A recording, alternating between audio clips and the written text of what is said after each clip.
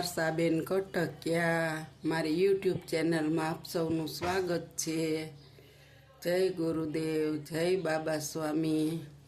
આજે આપણે બનાવવાના છે મેથીયો મસાલો, કારણ કે હવે માર્કેટમાં નાની નાની કેરી આવવા લાગી છે, ગાજર સરસ આવે છે, તો આપણે તરત તાજું 1 ચમચી મસાલો નાખીને અથાણું કરીને તાજે તાજું ખાઈ શકીએ। એટલે આજ આપણે મેથીયો મસાલો બનાવીએ છીએ। તો એને માટે હવે આપણે તરત તમે જોઈ લો, જો આ 2 ચમચી રાઈના કુરિયા લીધા છે। મેથીયો મસાલો એટલે આ 5 ચમચી લીધા છે મેથીના કુરિયા, 2 ચમચી લીધી વરિયાળી અને 2 ચમચીથી વધારે 3.25 ચમચી નિમક। હવે આપણે મેથીયા મસાલાને સેજ એવો હવાઈ ગયો હોય એટલે જરીક હવા ઉડાડી દઈએ છે। ચાલુ કરી ધીમે ધીમે ખાલી જરીક એવું 2 મિનિટ જ આને આપણે શેકવાનું છે, બહુ શેકવાનું નથી। એટલે આપણે આને દરદરો પીસવાનો છે જરીક, એટલે જરીક એવું 2 મિનિટ આ બધું આપણે વરિયાળી અને રાઈના કુરિયા અને મેથીના જરીક એનો ભેજ નીકળી જાય એટલે મસ્ત ભૂકો થઈ શકે। હાથમાં લઈ શકીએ ને એટલો જ ઊનો કરવાનો છે, એટલે એટલો ઊનો થઈ ગયો ને એટલે હમણાં ઠરી જશે। હમણાં એટલો ઊનો થઈ ગયો એટલે હવે ઠરી જાય, પછી લેવાનો વાંધો ન આવે।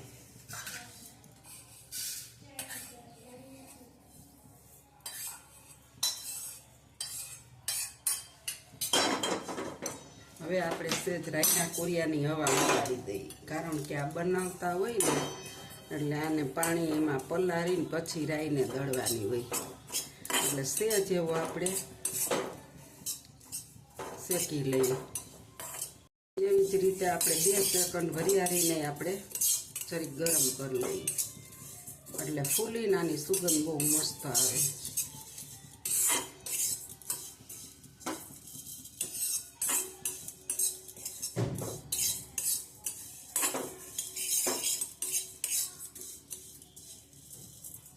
આપણી વરિયાળી તપી ગઈ છે, હવે આપણે આને લઈ લેવા। હવે આપણે કરી અને આપણે આ નિમકને શેકી લેવાનું। થોડીક વાર આપણે આને ખાલી હવા જ ઉડાડવાની, એટલી વાર શેકવાનું છે। સેકન્ડમાં આપણું મીઠું પણ ગરમ થઈ ગયું ને આપણે હવે આને ઠારી નાખીશું।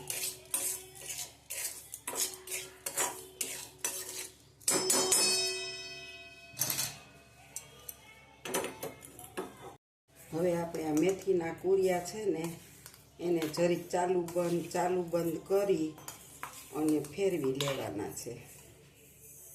લ્યો, આ 5.5 ચમચી મેથીના કુરિયા છે, એને આપણે જરીક થોડાક પીસી લેવાના। જો આપણે પીસી લીધા, બહુ નહીં, આવા દરદરા થોડાક જ, ઓલા બહુ મોટા હોય ને આ થોડાક ઝીણા થઈ જાય એવા પીસવાના। આને આપણે દરદરા પીસી લેવું। વરિયાળી પણ પીસી નાખીએ, 7 દાણા મરીના નાખી દઈશું। આ પણ આપણું પીસાઈ ગયું છે ને હવે આપણે આમાં નાખી દઈશું। તો આપણે આની અંદર હળદર નાખી દઈશું।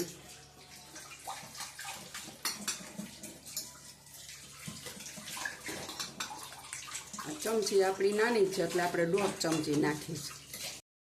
આપણે હવે હિંગ નાખી દઈશું થોડીક વધારે।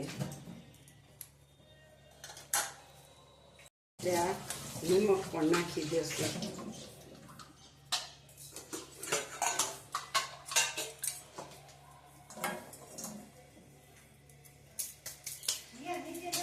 અને હવે આપણે ગેસ ઓન કરીશું અને હવે આપણે તેલ ગરમ કરીશું। તેલ ગરમ થઈ ગયું, ધુવાડા નીકળી ગયા છે અને આપણે આને 2 મિનિટ માટે ધુવાડા નીકળી જવા દેવા છે અને પછી આપણે એને આમાં નાખવાનું છે।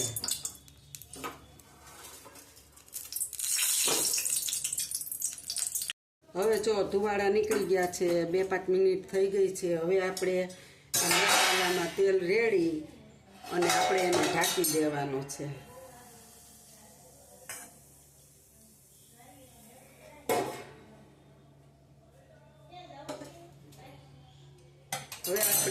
થોડીક વાર ઢાંકીને રહેવા દેવાનો છે. વઘાર કર્યો ને એટલે બધી સુગંધ એમાં બેસી જાય. હવે આપણે જોઈએ ઠરી ગયો આપણો મસાલો. તમે જોઈ શકો છો. હવે આપણે આને મિક્સ કરી લઈએ.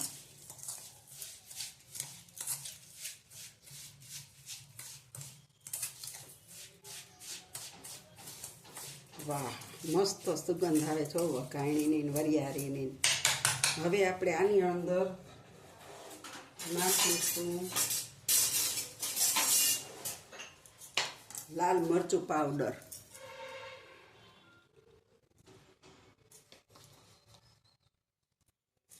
હવે આપણે વધારે જોશે તો નાખીશું.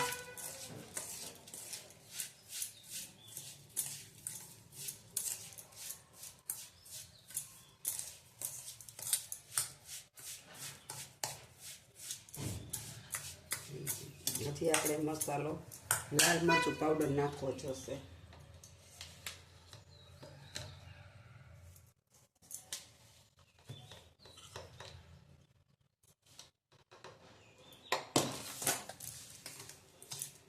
હવે આપણે આને મિક્સ કરી દેશું. જો આપણે બધું મિક્સ કરી દીધું છે અને આપણે બધું ચમચીના હિસાબે જ લીધું છે. ગોળ નાનકડી તોય આપણો મસાલો બહુ મસ્ત સુગંધ આવે વરિયાળીની, તીખાની ને હિંગની. ખાવામાં એક નંબર થયો. મેં ચાખ્યો તો આપણે થેપલા કરી તો એની અંદર લોટ બાંધવામાં નાખી શકીએ. પછી તળીને રોટલી બનાવી હોય ખાવા તો માથે છાંટી શકીએ, ખાખરા માથે છાંટી શકીએ. અને આપણે ગમે એની હારે ખાવું હોય, દાળ ભાત શાક કર્યા હોય જો ખાવું હોય તોય ખાઈ શકીએ. આ સરસ લાગે છે ખાવામાં. એટલે આપણે આ મેથીયો મસાલો બનાવ્યો છે અને આ રીતે તમે બનાવજો એક વખત અને પછી કહેજો કેવો મસાલો બને છે.